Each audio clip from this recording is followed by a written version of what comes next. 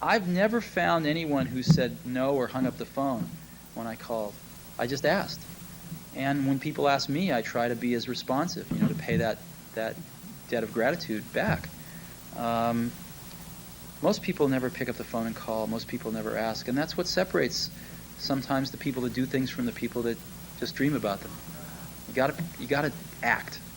And you've got to be willing to fail. You've got to be willing to crash and burn, with people on the phone, with starting a company, with whatever. If you're afraid of failing, you won't get very far.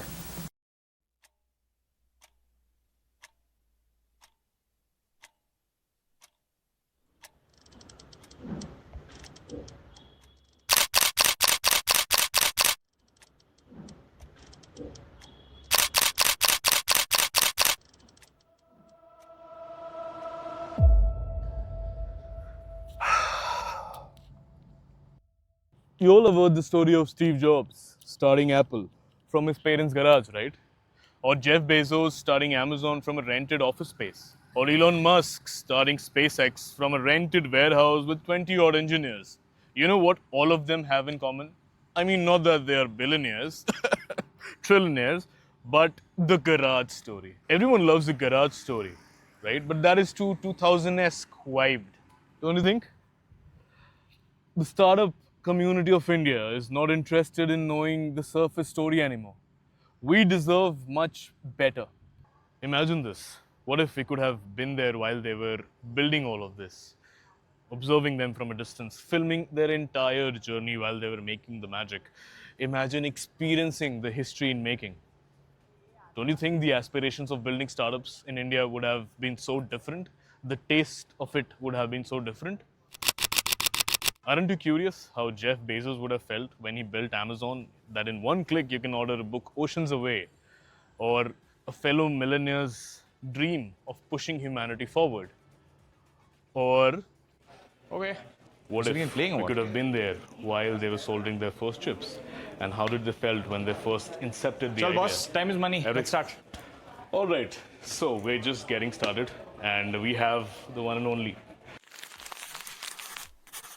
Let's get started. I mean, it can be the most exciting depending on what kind of person you are, but let's see.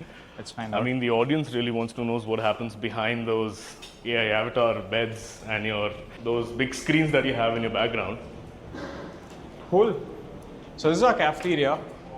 Perfect. It's like, yeah, we are now 500 plus employees. So like, 500 plus. yeah, so it's like, our milk expenses are like quite expensive because we spend a lot of money on milk every month. Okay. This is where most people sit. This is where most people bond. This is where people play music on the weekends. So, yeah, it's our cafeteria. Okay. Perfect. I want to start here. And how do you go with managing all these like souls, working day and night on the content, on your ideas? How do you filter everything out? I've been doing it for 14 years, right? I started when I was 19. I started running business when I was 19.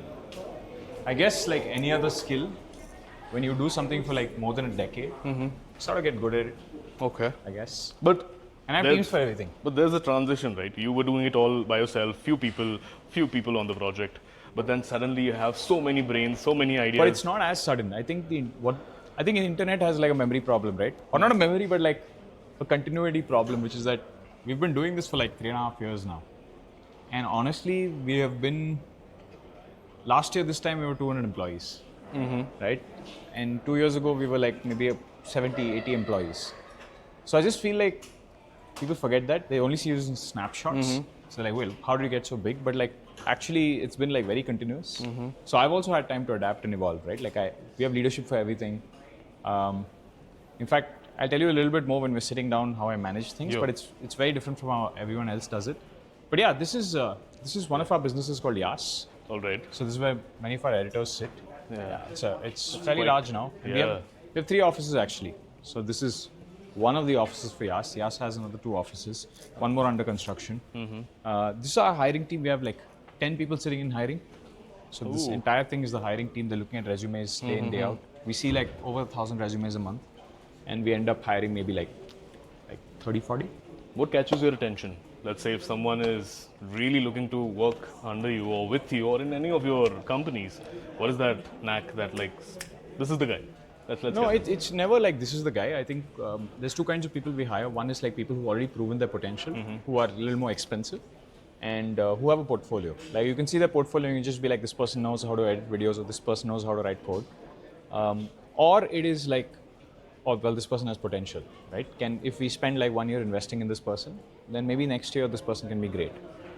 So it's one of the two camps. But how do you bifurcate? Because now you are the person who knows a lot of things happening with AI. People are getting more smarter using and manipulating the real world scenarios. How do you spot that? Because No, I think potential is very easily spottable. It's like there are people who are quick with new tools. There are people who are, they don't have a portfolio yet, but they have like fledgling ability. They have good taste. They can tell, well, this looks better than this. So I think, I really think potential is harder to spot, and we don't like mostly hiring for potential. Leadership does it, but like when it comes to like hiring at like an editor that works here or an engineer that works here, the hiring team is looking for portfolios. Like what have you built in the past? If we can see something, the more we can see, the better it looks by the eye, the more likely we get hired. It's like at our scale, because we hire like 40-50 people a month, it's Okay. like we have to look for people who just have a portfolio. It makes our life easier. And I'll tell you one thing, okay? I used to never have empathy for big company hiring process when I was younger. Now I do, because like a lot of like sometimes good resumes slip through the cracks, and it happens very often. But that's also because like we have to follow process, because there's so many people applying that if we don't follow process, it like gets jumbled up. So yeah, it's a pain. We are getting better month on month, and hopefully in a year it'll be even better. But yeah, we have 10 people in the hiring team now. okay, This is YAAS. I'm gonna stop irritating him. yeah. It's our sound room, which is completely soundproof. Okay. There's someone inside. Sorry, he's on a call. Yeah. But like you can't hear anything in that room. Okay. Like it's like All the secret things happens here. So before the internet, it's happening here. yeah. Anyway, it's like a completely isolated sound room. I often wondered why we still haven't made one proper AAA video game, like God of War or Elden Ring, or fans' favorite GTA 5. No big single-player narrative title with the kind of production value you see from the West or Japan. We're world-class at making fast mobile games running big skill platforms, but when it comes to high-quality, story-driven console experiences, especially with our own rich mythology and culture, we're still in the early stages. This curiosity thirst led me to seek Varun's new venture that he has been working on for last 2 years, Unleash the Avatar. You already saw the trailer. What do you think? Let me know in the comments below, because I saw the entire magic before the world. And I would just say this, we won the volume game. Now we need to level up. For more details, you have to wait a little. For now, let's hop on to his next venture, AEOS Labs. So this is the lab side. So this is where our AI experiments teams work. okay. Most of them are writing code. Okay. So this is traditional applied AI. Wherever we can echo out advantages in content with newer models, we try to do that.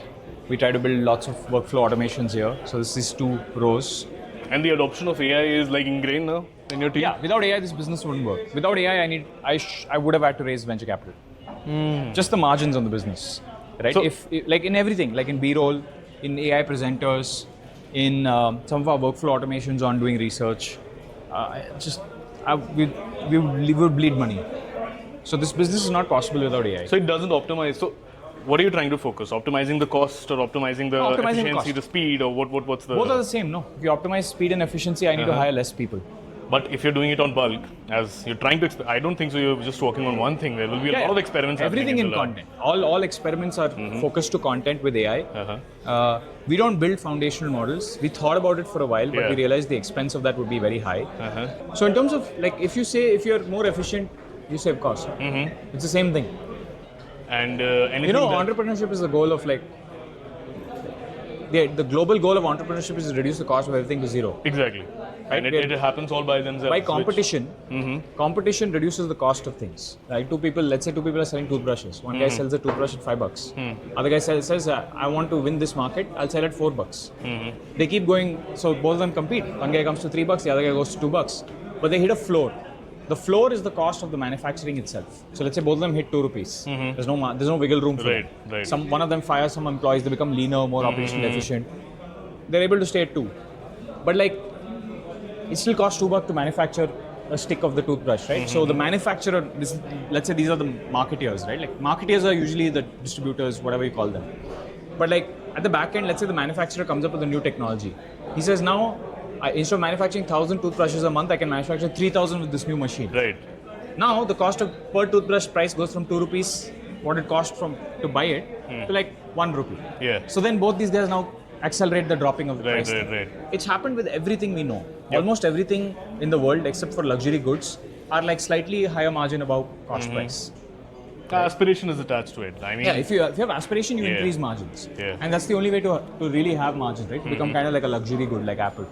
But there's another way, which is that you can use these tools to increase margins on a business where other people aren't using the tools anymore. So it's like a 1 or 2 year arbitrage that every 2 years you need to figure out something new to keep your margins improving. all right. Which is what we're doing, and I think it works fairly well. We're playing the game of entrepreneurship like it's supposed to be played, increasing operational efficiency, increasing better outputs for the customers, really good executional muscle, but also at prices that are not like, insane. Yeah.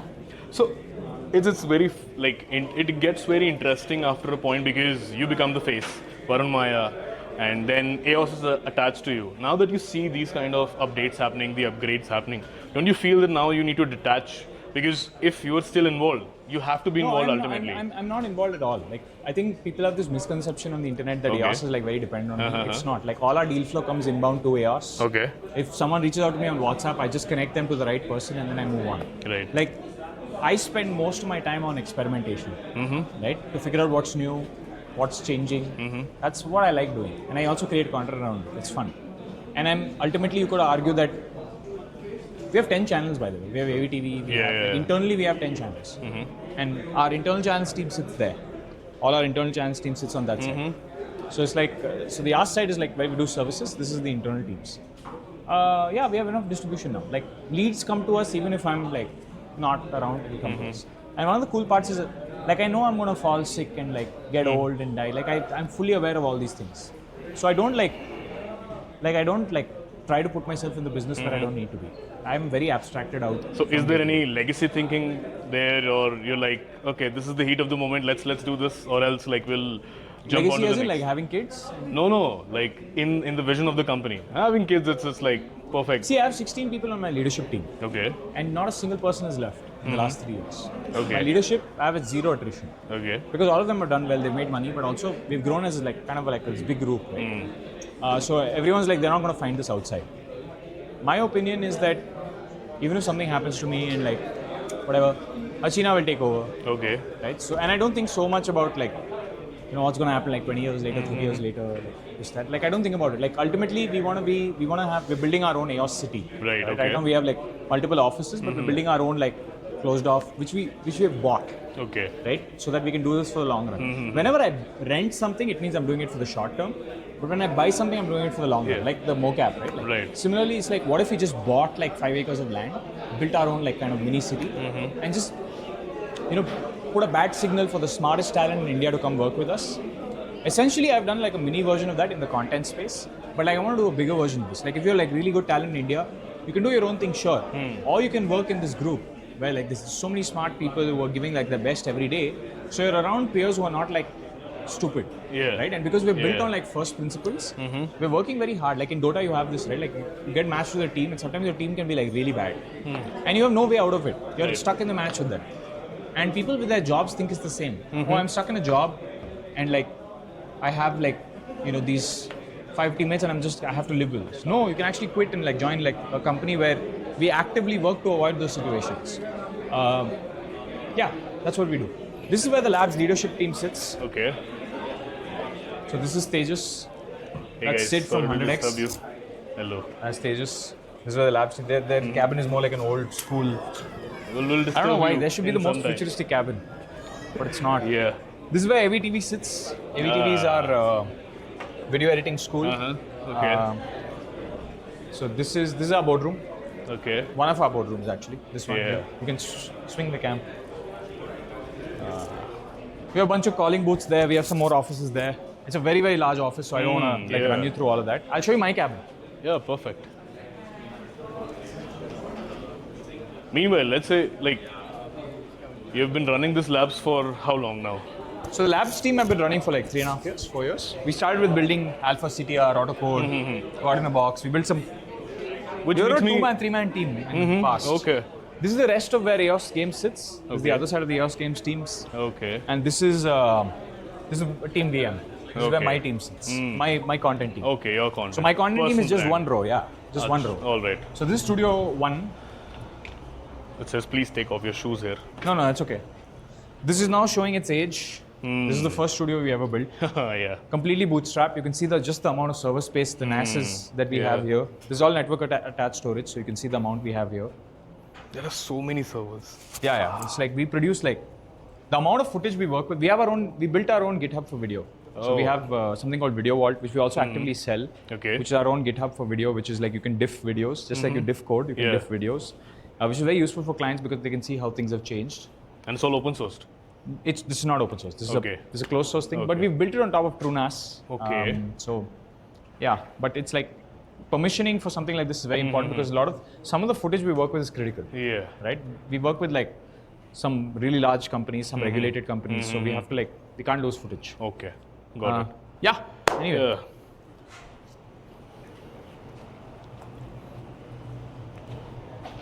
So, This is where the Aevy TV content team sits. Okay. These two rows, this L shape, in the corner somewhere. nice.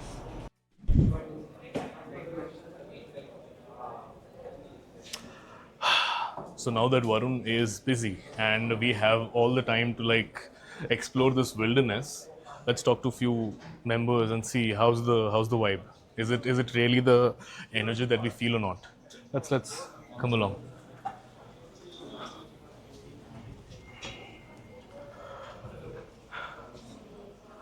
Can I disturb you? Oh, sure. Hi. Yeah. We are pestering him first. So what do you do? Hey guys, I'm Shashank. I run entire infra for AEOS and all sister companies, and I also run a division called Video Vault where we provide media storage and infra solutions for content teams, movie production houses, OTT companies and stuff like that. Yeah. And how long have you been on this? So I joined AEOS in 2023. It was in the formative shape. This was back when we had like 2 hacker houses and we would sleep there, work there 24/7. So I've been here for 2.5 years now. So as you are in the front and the core of this particular organization, what changes do you see? Like when it all started, when the entire AI era was just getting into the groove, and now that when we have everything established, everything being disrupted, what changes do you see? Very interesting question. So I think because I've been working very closely with Varun from the initial days, Varun was always heavy on experimentation, right? Like any new tool would come, any new AI model would come, and we'd constant experiments, and we would reach to the point in a very quick time, like maybe under a week or 2-3 days, to saturate that model and try out all the use cases. So that's why when we realized we would always be at front of it, and we would know, okay, this model is probably not useful for this, or this model is useful for editing or writing code and stuff like that. I think it has become like a part of AEOS now, where everybody uses AI for whatever work. Like my team, coding team, like they don't write code anymore, right? Like they 99% of the time they're sitting and talking to editors and figuring out what the problem statement is, and that 1% time they're sitting with Claude or Codex to sort of build that feature out. So since then till now, I think a lot of the core ethos has still remained the same. The experimentation culture is still there. Also because of the cross-pollination of ideas, and we have, because of the open office space culture, we get to interact with, like engineers are able to talk to media team. Like which other organization can you talk about? Like probably the closest one is Disney, that's in US, but in India nobody comes close to that, right? Like tech team sitting in silos, media team sitting in silos, they don't talk to each other. But we are like totally against it. right? Like Varun has always said that tech and media should always collaborate, and that's when you get like the beautiful ideas. You're able to figure out new things and stuff like that. So I think the core ethos of that experimentation culture has been remained. Like I keep frequenting and like talking to the game team because they might need some help in like the storage side or the AI side and stuff like that. Yeah, so I think that ethos has remained. It has not impacted us negatively at all. AI, in fact, it has helped us move things faster. We have built our own internal tools for everything, even for like uh, uh, you know production scheduling. We don't use Google Calendar anymore. We use our own in-house app. Okay. So that allows us to coordinate between shoots, figure out what equipment goes, and like who's the DOP who needs to be allocated. So this makes us productive. So yeah, it has tremendously benefited. I don't think if tomorrow AI goes, I think we will not be super unproductive, but we'll struggle a bit. So this is the first time we're entering a conference room. We have seen it all from outside. There are a lot of people. We have... Laksha from YAAS. And what do you do? And So I do all things business development, and I talk to brands day in day out, and I tell them the same thing.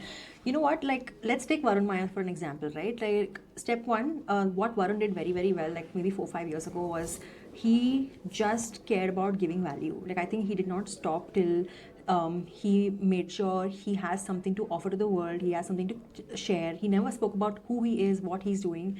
So that is the only way to go. Like, honestly, like, content is very, very simple. Like, make people care about what they care about. Be like, hey, I get you, I get what you want. And automatically, like, they will want to be like, okay, I'm going to save this content because I found value in what he said. And later you reach a stage where you actually make considerable impact in that person's life. That could be direct, indirect, whatever it is. Like in Varun's case, with from Avalon to his journey to starting AEOS to it becoming a 300-man thing, like within a year and a half, 2 years. 500. He told us 500 people here. 500 people, correction. So I'm talking about YAAS. YAAS is 300 people and AEOS is like plus 200 plus. YAAS is 300? Yes. Wow. Yeah. Some of them are not here right now, but Yeah. it's packed at all times, and I am also surprised how I got this conference room to sit in. Coming back, that's how you make people care. You offer something of value, I want nothing in return, expect nothing in return, and then you reach a point where people start caring about you because they're like, oh yeah, this guy, you know what, I followed his advice and it actually did something different for me. Yeah. So at least in our space, that's infotainment, that's the thing that works very well. The other side of it is entertainment. You either make them laugh or you make them feel like, oh, I feel smarter after watching this. That's how you do it. So But you need to reach V1 before V2. But don't you think when people talk about content and it being shaping your life or influencing you particularly, any kind of content that fits into grabbing your attention can really make you feel anything, because there's a very thin line between being cringe and being creative, and people relate to both. Why? Because on one segment they're feeling something about with the content, on the other segment they're learning something from the content. I don't know if they learn anything from short form, but cringe, creativity, anything. Yeah. Being like trying very hard to resonate with people, don't you think that kills down the essence of creating content, particularly like right now? Let's say if we do this without any scripts. I did not like. There's no script. There's no scripts, right? So, do you think this is more relatable? They learn from this, or if I would have handed you out that this is the stuff that you need to speak and this is how you need to act? See, this is definitely better, but because I'm from the media and content space, I don't know if you're going to capture the right insight until I think about it. But this is more candid, so that there's that approach to it. But let me tell you, like maybe like a quote, if I have to quote Shakespeare, and this is maybe something 10 years ago that I read, so I might be wrong, but all the world's a stage and you need to basically partake your role in it. So say similarly, that's how the internet also unfolds, that you need to pick what role you want to play in the stage of life or in the stage of content. Do you want to be the jester? Do you want to be the funny guy who's making cringe talk? Or do you want to be like the smart guy, like the Antonio from Shakespeare, right? Like who's like, oh, I'm such a wise guy, like everybody listens to me. So honestly, it's all about that. Like on the internet, it's all about playing a character. Sorry, I just got my coffee. Yes. So, now that you have been putting 3-4 hours into the labs side of AEOS, I 3 to think 4 years, you mean? Yeah, 3-4 years. Yeah, sorry. the pattern recognition is something that you might have. So the age of AI started with, I remember the first trains of AI in public settings, and the discourses were around deepfakes and AI/ML, not very big LLMs, but they were talking about AI/ML. Now that you have worked a lot on this technology, is there any other like set of things coming in? You think these are the breakthroughs happening with this one particular technology? Okay, I'll tell you what we're very good at. Look, we don't build foundation models, right? It's a choice we took very, very early. But I think at the scale we're at now, we might end up building some of them, Okay. right? Because we now have the money to afford like good ML engineers. We now have enough money to be okay with failing a little, and I think that's important. But I think what are we good at? We're good at looking at existing models and seeing how can these be commercialized in ways that even the founders of those models are not thinking of. That's what we're very good at. So for example, we did this project, Labs did this project with the Bangalore police. There's a company called Monday Ventures that introduced us to the Bangalore police, and they said we'll do this project together. Where if you dial 112 in Bangalore now and you don't speak a language that they know, if you speak, let's say, Manipuri, and there's no one there in the center that knows Manipuri, it'll go to a bot that's designed by us. Now the bot is sitting on top of OpenAI, right? Like, and their voice model. But at the same time, what does the bot do? It dispatches a Hoysala depending on the location you specify based on the caller asking, and it also tags it based on what is this thing. Is it a quarrel? Like there's some tags, right?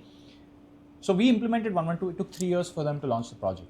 We started this 3 years ago when we weren't sure whether we're going into content, whether we're going into calling, because we were experimenting at that time. Now we're not going to do too much of it, but like when we did it back then, fundamentally it's like new technology, what's a cool use case for it? Well, we can use it to save lives. Well, then prove it. Show one project. So the way AEOS works is everything, the entire point of Labs is like this funded team whose only job is to run experiments. Okay. Right? Sometimes they do commercial work because otherwise then the co-founders would quit and be like, where's the money for me? So we have to make the money. But if that didn't happen, if I would live in an ideal world and I didn't need to do that, all we would be doing is taking the latest models and figuring out what new can we do with it. So because of that, my content has also become much better because you can actually predict the future. No? When something's working very well, you're just like, dude, this works so well. And like the customers are using it working well. And we've run one experiment on it. We don't do it at scale, but we've done one experiment on it. So then you can extrapolate a little bit of the future. Where do I think the future is going? The answer is I don't know. I just feel like right now, wherever we think the future is going, we've already invested in all of those spaces. Either we've invested cash or we're like personally in the business. Like I was talking to someone about finance, right, today. And I think like if you make a trading platform now, which gives you analysis on every trade of what you did well, what you did badly, those things are very useful. Like educating the customer as they're using your platform is very useful. I think there's a lot of use cases in health and fitness. I think there's a lot of raw data that some of these apps get for you. We invest in Temple, right? Okay. Deepinder Goyal's thing, because it is collecting data. Right. And I'm sure there is value in that data because apart from like, everything, it's also collecting your heart rate, HRV, etc. So I think there's cool things you can do on the software side of that data, which I think people are not exploring yet, especially because AI can, analyze large amounts of data here.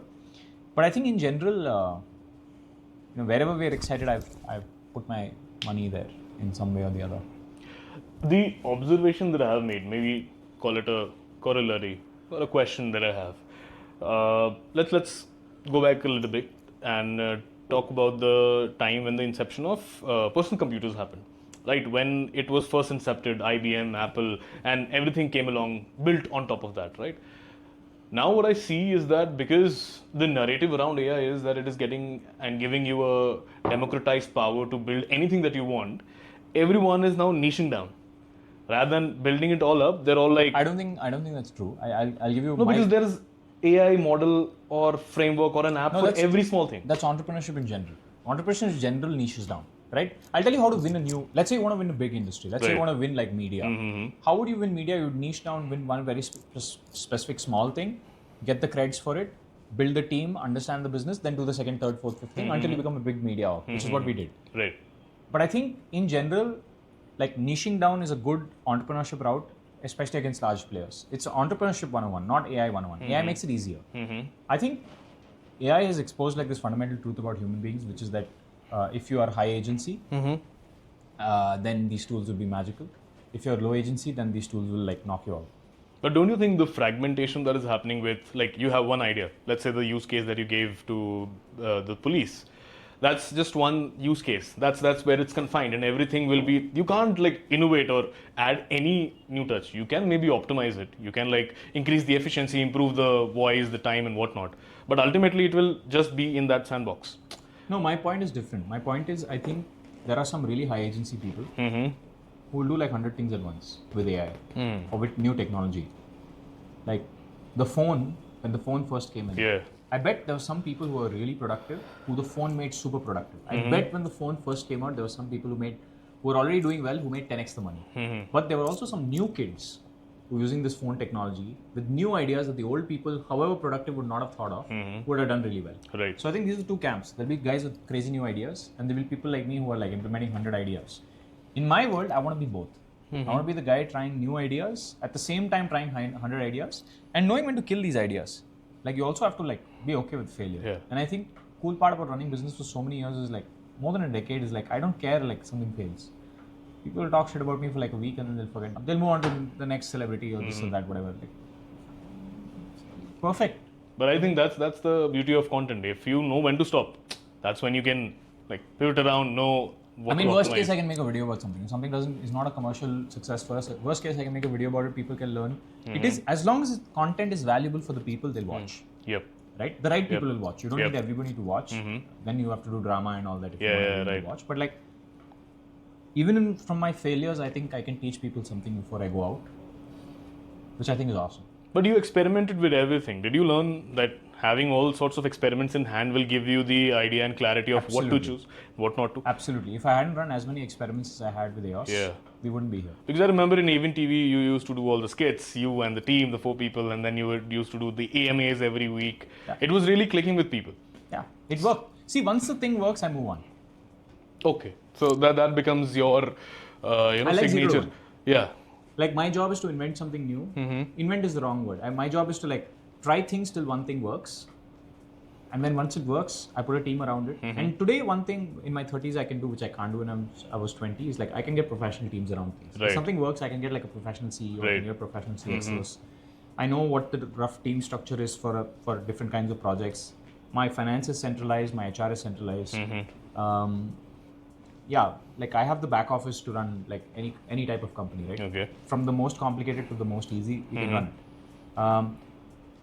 But yeah, a lot of these things really depend on PMF. So like some of these ideas might sound very good in theory, but like the minute you implement it, it will fail. Which is why I think that it's also a very dangerous time to be in AI, because like you might come up with something, a new idea, a cool idea, you might start working, and then there'll be some other person like me, but like 10x the scale in the US who just copy it. Yeah. That's what OpenAI is known for, right? Like to like take your business idea and like Right. they'll launch a product tomorrow that does what you do. I mean, the entire goal with OpenAI is to go after everything.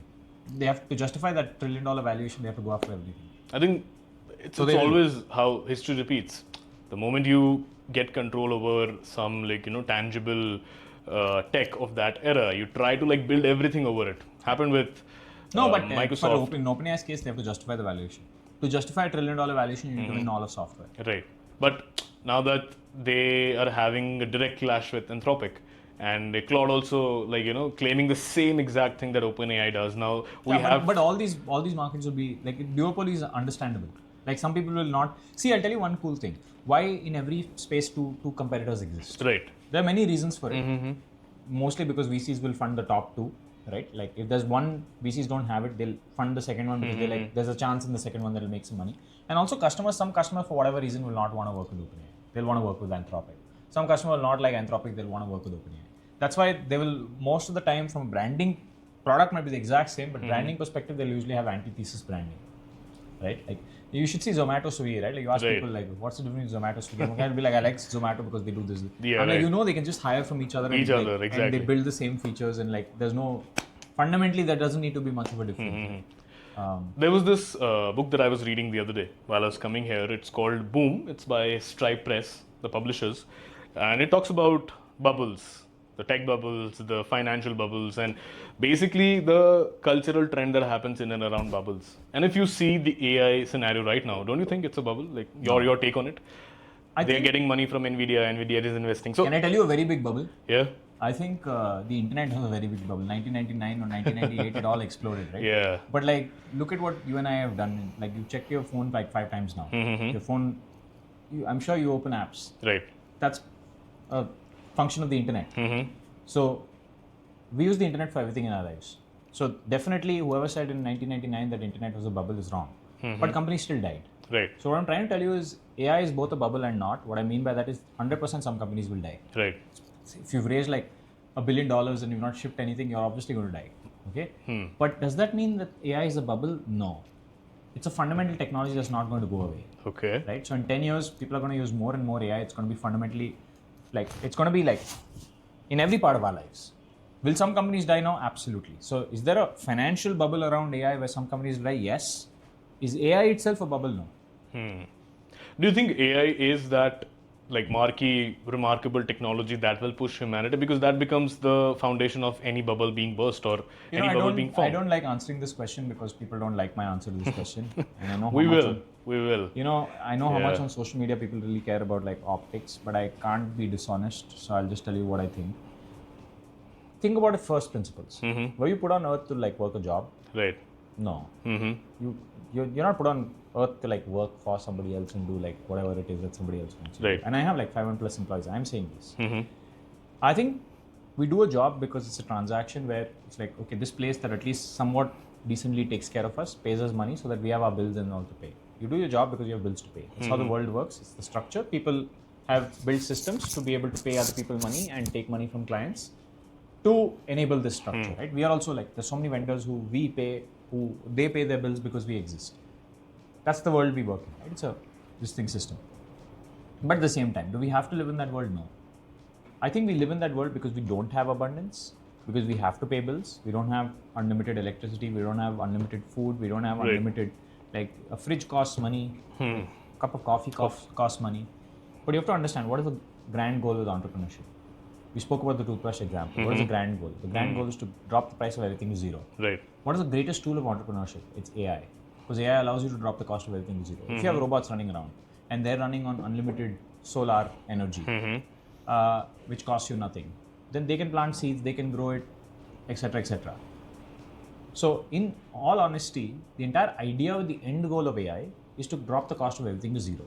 Now, you might argue, Varun, there's some things that the cost cannot be dropped to zero, like land.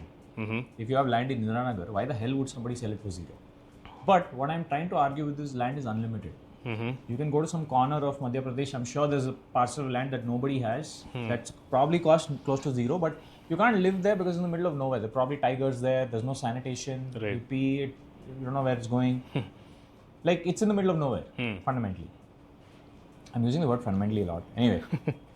Yeah, it's in the middle of nowhere. It's right? logical. So you in want that sense. civilized land. But that's the thing where AI helps, right? AI will help you terraform that land. Right? There'll be enough robots that go there, set up the entire systems. There'll be enough robots farming. There'll be enough robots sent down in the mines. So the entire idea is to drop the cost to zero. In reality, we can never get to zero. We Right. get to some portion, like genome sequencing, right? It used to cost a few $1 million 10 years ago. I got my entire genome map for like $1 lakh, Okay. 3-4 years ago. So it's like, the cost has just been like nosediving. Now I think you can do it for like $5,000-6,000. But it'll never go to zero. It'll always be something above zero. Right? So I feel like we can get the cost of everything very, very low. And I think that's the end goal that we're working with. But I feel like that is where like governments have to step in and all that to close that gap between just above zero and zero. Okay. Right? That gap somebody has to seal. And the way you seal that is not by giving people money, because then what would happen is two parties would just fight. One party will be like, my UBI amount is 8,000, the other party will be like 9,000, and it's never ending. Or you say, well, here are the basic resources you give a person. You give a person housing, right? Which is, if as the government you have to end up into making housing, you can do that. There'll always be premium housing. There'll always be someone who lives in the center of Indiranagar and like their house costs money. But if you want to play without money, you should be able to play the world. Okay. And I think there will be a version of the world where you can play without money in 10-15 years. Now, will there be teething issues till that time where AI is like super powerful, where like corrupt people try to like, hoard and whatnot? Absolutely. So to me, the biggest worry is in the next 10-15 years. Once AI's abundance comes in, I think everyone will be good. Yeah, because if the resistance starts on this one particular ideology, the way you predict it, you're trying to deform the fundamental or the basis of how trade happens, the demand and supply. It can only, No, the but I'll tell you transaction one- can only occur when you have some But medium I tell you between in the it. next 10, 5-10 years is not a problem. I'll tell you why. Okay, today everyone wants to do digital jobs. I think most people's ideas of this are very colored by the idea of digital jobs. Right. Because AI is not driving an auto in India anytime soon. So worst case scenario, if you get fired from being a software engineer, you can always do so many of these. Like you can do soldering. Right. Right? There's so many like jobs you do with your hands with tools that AI just cannot do because it doesn't have the dexterity. Luckily, Moravec's paradox is really playing in our favor here, right? But the point I'm trying to make is that there's this addiction India has with digital jobs because it's always been seen as cool. I told you, India is very like social this thing, right? Like it's like if everyone feels shame about something, we feel shame about Yeah. Like I have never had this dignity of labor thing. Like I've Okay. never been like, oh, that person, the petrol pump driver, I'm better than. I've never felt that. I'm like, worst case scenario, I'll have to be that. As an entrepreneur, as somebody who's done entrepreneurship for 10 years and sometimes had like bad beats, I don't mind being a petrol pump driver, if that's the petrol pump person, if that's the only role left. I'm okay, I'm adaptable, I'm survivable. There are a lot of other people who are like, nahin, main ye karta hu and I'm going to do this for the rest of my life. Are the still stakes, like the stakes are high for you still? Do you still No. feel you can go back to that? Yeah, of course, absolutely. I can go back to anything. If tomorrow I had to clean toilets, I'll clean toilets. Like if I had to do that to survive, because I know myself very, very well. Okay. Like I understand myself to the T, at least with this part. If survival is on the line, I'll do anything. Right? I am different when it's survival mode. I am different when it's abundance mode. Right now it's abundance mode. I'm trying to help as many people like do better. Not just in our ecosystem, but even outside of the ecosystem. I'm spending, like even my content, I actually go out there when I create a video, I'm like, can I help at least 2-3 people improve themselves? Where other content creators are like, I'm just putting out information. Paisa milega, Right. I don't think like that. I'm like, can people like improve themselves after this? Yeah, I think entrepreneurship really makes you boil down yourself to that one Jensen Huang quote. Like nothing needs to be beneath you, right? Yeah, there's nothing can- beneath you. you can There's do nothing anything. beneath- There's absolutely nothing beneath me. I can do the worst of jobs also. Clean the toilets, this, that. I won't do anything unethical. But ultimately, if it's ethical, even if people, like society looks down on it, I'll do it. I don't care. Like, and I think that's good because it differentiates me from everybody else. I know everyone has like a point below which they won't do some bullshit like menial job, but I'll do anything. If it came down to it. And if you're on the And paradox, I'll work very hard that it doesn't come down to it. yeah, that's equally like goes with it, because if entrepreneurs are taking the spirit of the entire collective humanity forward, I mean, I really love the roles that changed in decades and in millennials, like in millenniums. What do I mean by this? Is there was a time when people aspired to become scientists and change makers in that sense, where if they experiment, they found new things, like the Einsteins and the Newtons of that era. Now it has transitioned towards being an entrepreneur. Why? Because the builders of that time are now called entrepreneurs, the builders of today's time. No, I think it's different. I think when you're, AEOS Labs is the closest to something like that, but most companies don't have an AEOS Labs. Yeah. They are just AEOS, which is that they're doing something commercially. They're in the business of reducing the cost of something, which is good. But it's not science. Okay. And I think real science requires, like especially peer-reviewed, research-based science, requires a totally different DNA. We don't have that at labs either. We don't have that rigorous a DNA at labs. And one day I want to create another entity that has that kind of rigorous DNA to be able to like truly do experiments, peer-reviewed research without like, sometimes the problem with peer review becomes like a social thing again. And some of these niche ideas might not get accepted because people just might not believe it in the beginning. But in general, I want to do like real science at some point in the future. I'm a computer science engineer. But I don't hold too much attachment to the computer science part. I don't mind doing any type of science. I need the right teams together. Now is not the time. I would probably bleed money on it without any potential ROI. But at the same time, if there's one of the things that I have to tick off from my list, it is that, which is to set up a proper science research org in India that does real science, right? And unaffiliated or loosely affiliated with existing, we know the IISc guys really well. We've done stuff with them before. But like in general, like we want to be loosely associated, but not directly associated. And obviously we'll hire researchers, right? Because researchers today need a path in to be like, hey, here's somebody who lets me do whatever I need to do for the next 1 year. And I'm able to do it without bias. And even if it fails, it's okay. No one's going to shout at me if it fails. But like, if you look at pharma in the US and all, like when people trial new stuff, like if it fails, there's always bad blood. That's not the way science is supposed to be. I mean, it's supposed to be done. In India, you can do it for much cheaper. That's the advantage. But yeah, giving a researcher a path out is... Even I have that vision for my country, India, that we are not very much research first, or the R&D DNA in us really lacks. Maybe I really want to understand. And if What you is the have, ROI? I'll ask you a better question. I'll tell you why the audience gets this wrong also. right? What is the ROI in R&D? I'll tell you one thing. You might think, okay, I'll do R&D, we'll figure out something new, we'll improve the commercial outcome, people will like me more. Yeah. But in India, if you do R&D and figure out something new, let's say you came up with Ozempic in India, or you came up with ChatGPT in India, do you know Right. what would happen? Let's What? say you came up with ChatGPT in India. Nobody would believe you. You don't have the marketing muscle in India to have people to believe you that, oh, this AI works. And then you prove it works. And then still, like, the press, this, that, like, in India, like, people just won't move. And there's not enough of a consuming audience. They won't pay enough. So you're not going to be able to raise enough money. VCs wouldn't believe you. So anyway, you'd go to the US. You have to understand, India has a belief problem. Yeah, I'm as sure I you guys said, saw this with Unleash the Avatar, the right? credibility thing. People that saw you this need. with Unleash the Avatar as well. It's a belief problem in the beginning. In the US, people are willing to believe you even when you're 20% there. Right? Maybe you need a little more time. In India, people believe you when you're 100% there. Even when you're 90% there, like, he's going to fail. Right? Yeah. When Dhoni is batting 9 or 10 times, if Dhoni gets out, people will be like, is that. But when Dhoni, eventually pulls through and he ends up doing, everyone's like, amazing. But even when he was 90, even there's 2 runs remaining, there'll be a lot of people be like, no, he's not going to make it. Very sentimental driven approach. It's a people driven approach. We think based on how other people think. Yeah. But I think that's changing. I think Gen Z in India is like a breath of fresh air. They are different. They do not care. They are socially driven, but not as socially driven as our parents. And I think the more, and that's why I want to do as much content as I can. Right? If there's one impact I can leave, we do 1 billion views in a month in India across all our channels. If there's one thing I can leave and I can do over the next 5-6 years of my life if I live long enough. My health's been bad, which is why I'm saying all this. But anyway, if I can do this for enough time, I want to leave India with more critical thinking. I want to leave people with the ability to be able to make decisions even if other people disagree with them.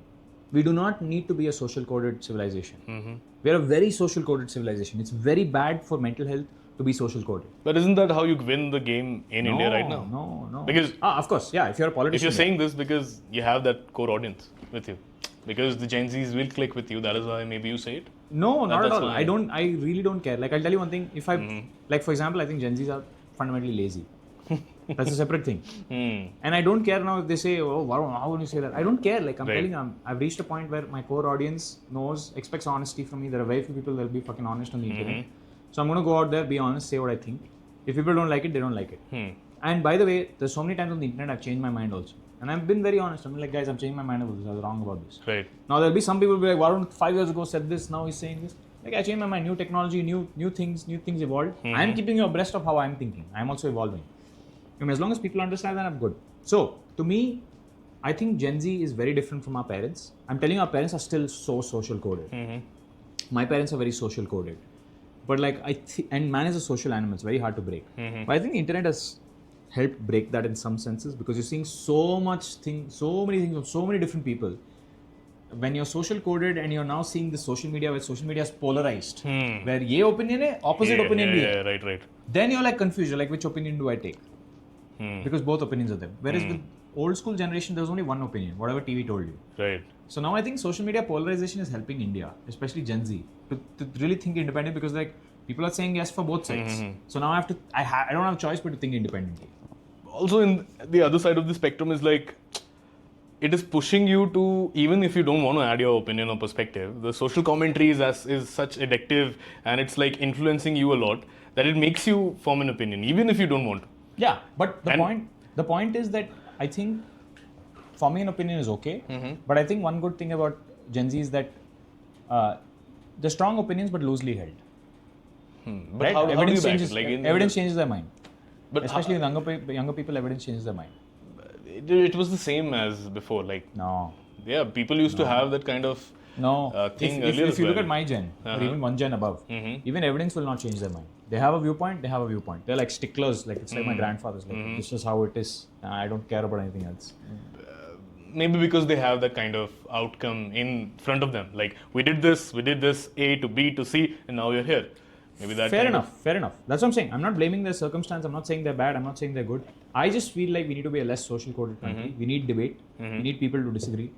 We need people to take crazy shots. We need all of it. And I think that's the only way we're ever going to win. Right. Yeah.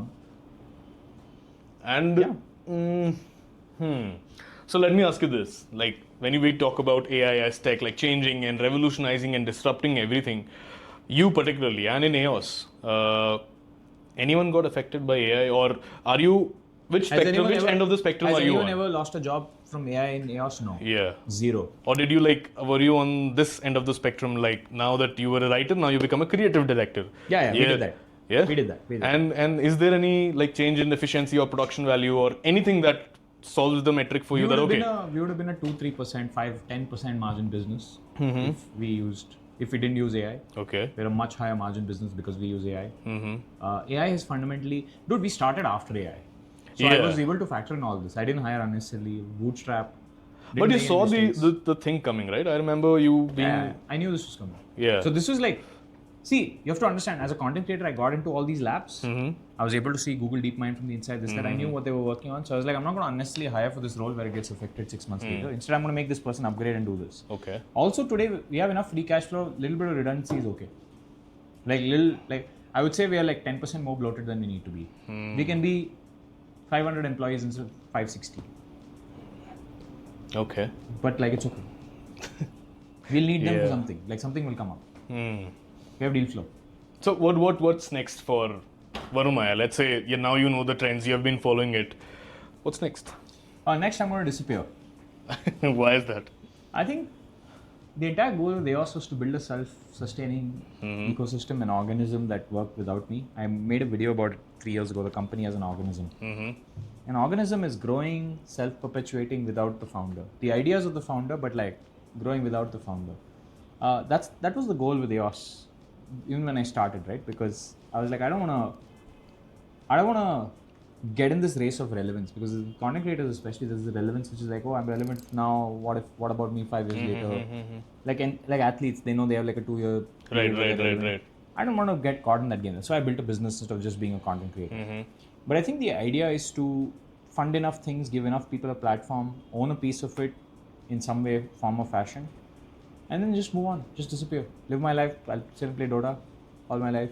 I'll travel. But don't you think it will be a little bit, cunning on the part where people are following you for that one particular flair, and now that you're gone? No, but there's enough. I've created content for 10 years. Or maybe that's why you invested in AI avatars, because when you're not here... Yeah, of course. It's not like when I'm not there, the content's going to stop. That's That's why I said the company is an organism, which means everything that we currently do, including me creating content, continues. That doesn't move away. And probably my AI avatar is going to create content even after I die. At least one video is going to put up saying Varun Mayya has passed away.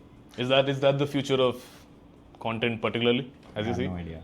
I think it works for one kind of content, which is news.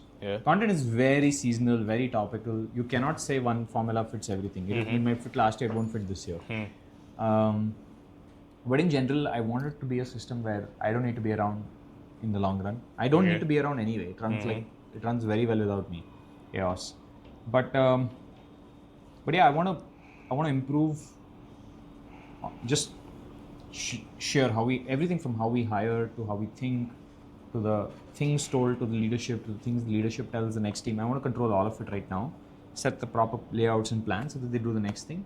And then I'll focus my life on like funding research, funding new ideas, playing a lot of Dota, getting my rank up. To me, believe it or not, like my rank fell a lot because I was like playing half distracted. I was playing half on my phone, half alt tab.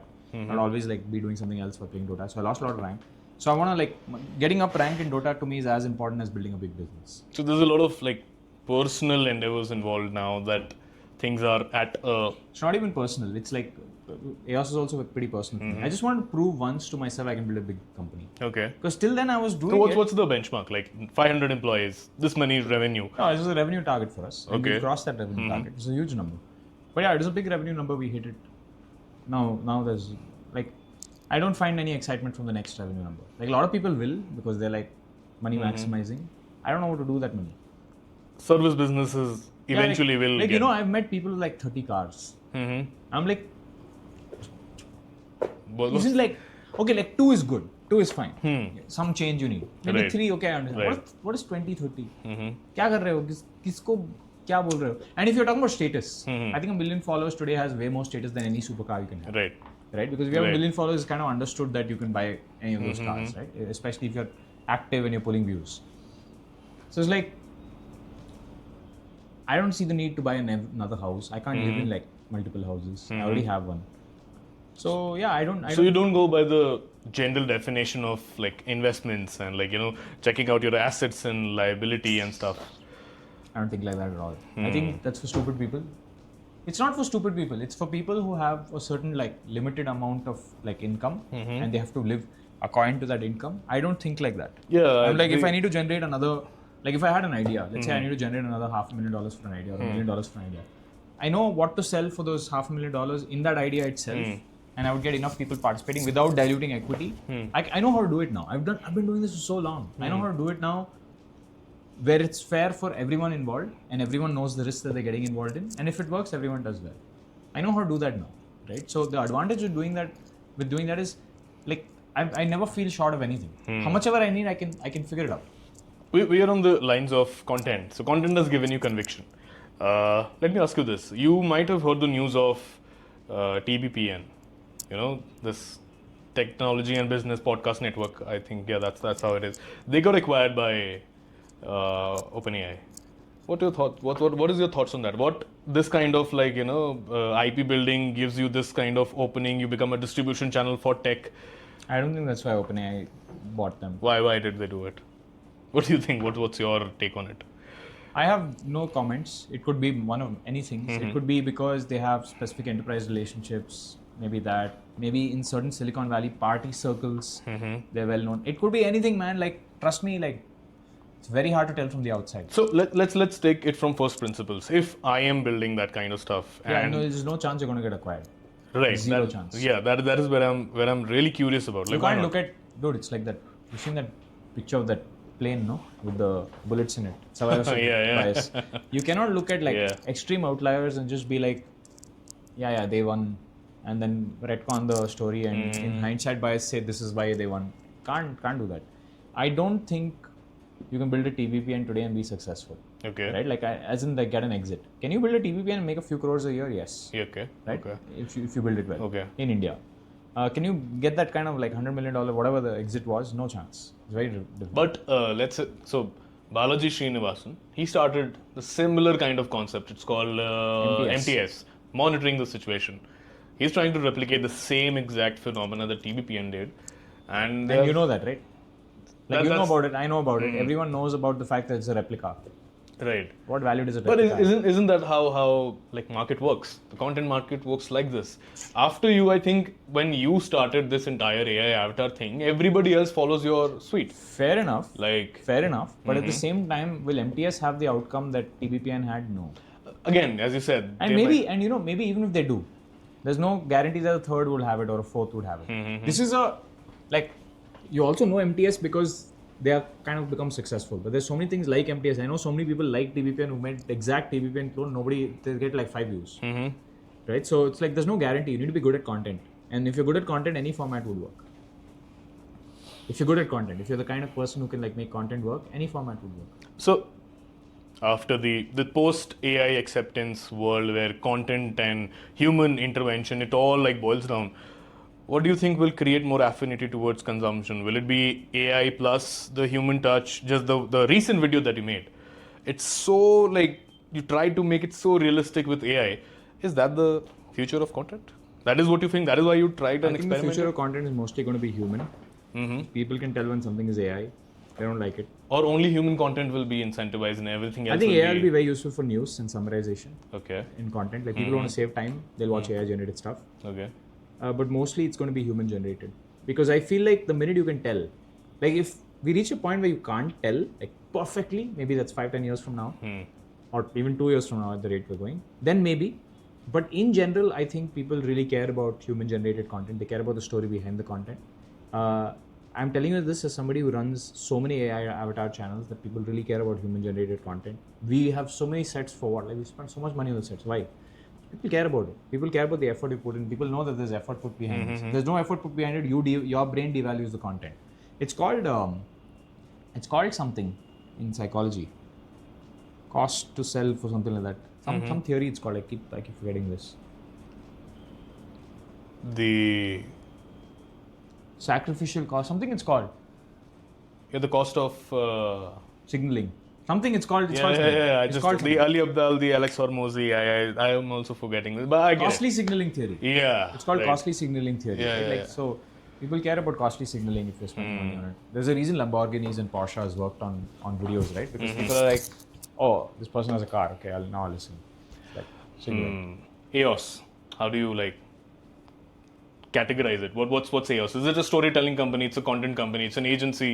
It's a service based. What is AEOS? If you have to like summarize, sorry. I mean, AEOS is like built. We have a full form for AEOS now that we've come up with recently. It's called the Attention Economy Operating System. Ah, okay. Right? So everything with related to the attention economy, it doesn't matter to us if it's services, if it's co-ops, if it's products. We'll build everything. Like we have Video Vault, which is an actual product. So AEOS is like, in my view, AEOS is everything geared for the attention economy, especially in a country like India. We're very focused on India right now. We have, of course, reach in China and like a little bit in the US and stuff, but like India is my focus right now.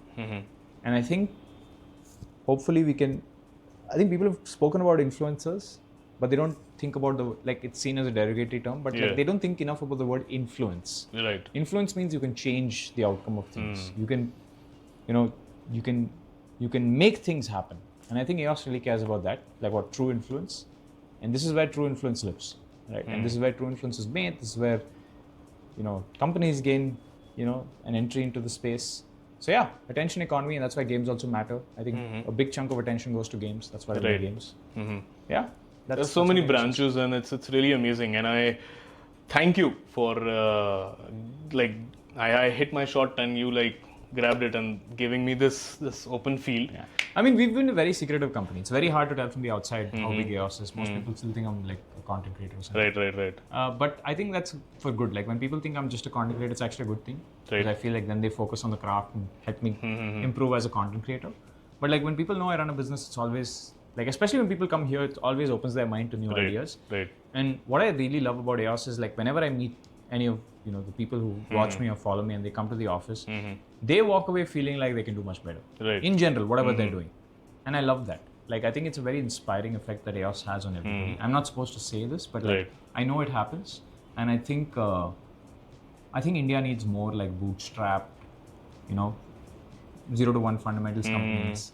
Where it doesn't matter whether in the early, like when we did Aevy TV in the early days, like people laughed at us. Right. Because like, why are you doing a video editing? Right. Turns out it's our biggest moat today. Yeah. Right? When we did services, people were like, oh, you're doing a services company. Like all these words that people throw around, I think it's very social coded. And I think if you ignore society and just do what you want, you end up doing well. And I bring people here to prove that to them. And Unleash the Avatar again is one more thing where I just want to prove to people that it is possible to make something good. Yeah, you can tinker around and like it clicks really well. Yeah. Come, let me show you Unleash the Avatar now. Yep. Perfect.